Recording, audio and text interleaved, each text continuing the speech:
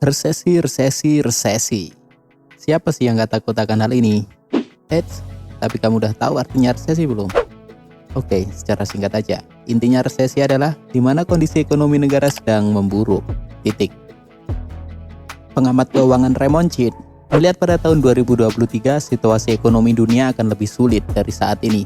Bahkan gelap sesuai pernyataan Presiden Jokowi. Dampaknya dia diprediksi malah akan melebihi Perang Dunia Kedua. Wah, gila.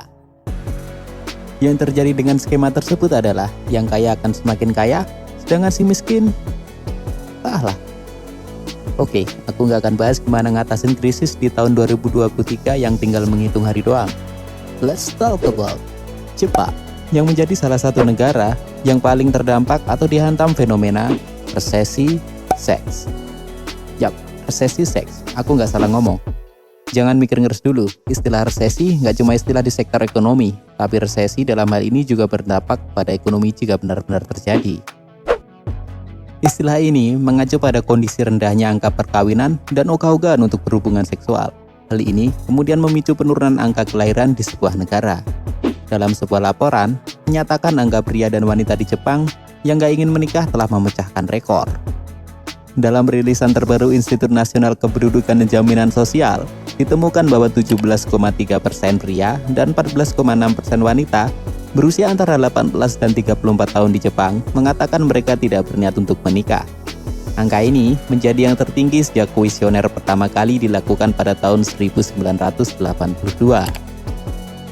Walaupun Jepang dikenal dengan industri film enak-enaknya, nyatanya nggak bantu-bantu banget meningkatkan angka kelahiran. Apa, jangan-jangan yang nonton kebanyakan dari negara kita? Who knows? Oke, pertama kita berbicara soal Jepang. So please, konsep akhirat kita singkirkan dulu kali ini. Jepang sangat kompetitif dalam hal sosioekonomi. Rata-rata mereka bukan orang religius seperti orang di negara kita. Tingkat kriminalitas mereka rendah juga bukan karena sisi religinya, tapi ya karena emang budaya aja. Kalau kamu bilang karena tingkat moralnya bagus, sepertinya nggak bener-bener amat. Nyatanya, berdasarkan media asing, banyak wanita Jepang yang dilecehkan di bus atau kereta. Cuma berita kayak gini sengaja disembunyikan oleh pemerintah dari media asing. Bahkan punya istilah yang namanya chikan. Dan satu lagi, buat wanita Jepang, popularitas itu adalah suatu goal yang hebat dan membanggakan. Dari alasan-alasan itu, akhirnya pornografi menjadi ladang bisnis yang bisa menjadi jalan pintas. Yang awalnya, niat dari pemerintah menjadikan legalitas dari industri ini biar bisa dongkrak populasi, malah menjadi nggak relevan dengan tingkat kelahiran di Jepang. Saat ini, banyak anak mudanya yang memandang seks sebagai hal yang merepotkan atau mendokusai. Terima kasih Google Translate. Daripada melakukan aktivitas yang merepotkan, anak muda Jepang memilih cara lain untuk bersenang-senang, seperti menonton filmnya aja, ataupun hal lainnya. Selain itu, padatnya aktivitas seseorang juga membuat aktivitas seks ini berkurang. Banyak dari mereka yang harus bekerja hingga malam, dan lain sebagainya. Hasilnya, banyak anak muda yang sudah memiliki pasangan tidak punya waktu luang, dan sudah terlanjur kelelahan untuk melakukan aktivitas dengan pasangan.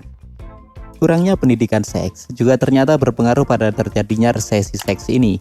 Contohnya, karena kaum pria hanya mendapatkan edukasi seadanya dari pornografi, maka aktivitas pertamanya akan menimbulkan kesan yang buruk kepada para wanita, dan akhirnya si wanita pun udah ogah-ogahan lagi buat melakukan hubungan dengan pasangannya. Dalam laporan media Inggris The Guardian, ada beberapa faktor yang menyebabkan hal ini, termasuk keinginan yang berkembang di kalangan wanita muda untuk menikmati kebebasan dengan menjadi lajang dan berkarir.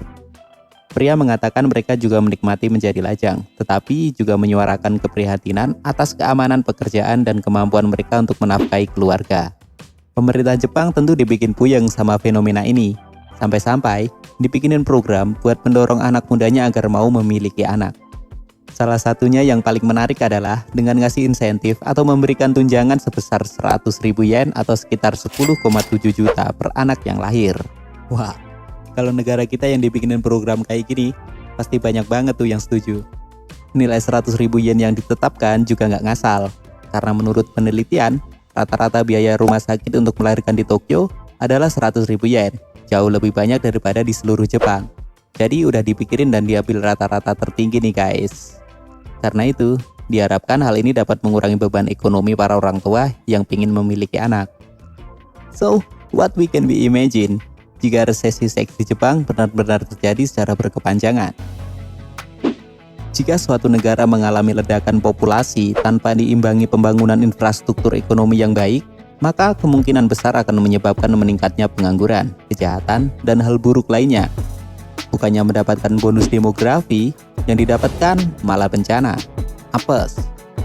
Sebaliknya, jika sebuah negara mengalami penurunan jumlah populasi yang masif, maka negara itu akan kekurangan sumber daya manusia atau bahkan tenaga kerja ke depannya nanti.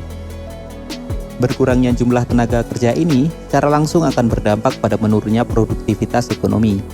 Jika terus turun produktivitasnya, maka negara tersebut pasti bom waktu, hingga akhirnya ekonomi benar-benar lumpuh karena generasi muda semakin sedikit, sementara generasi tua terus meninggal.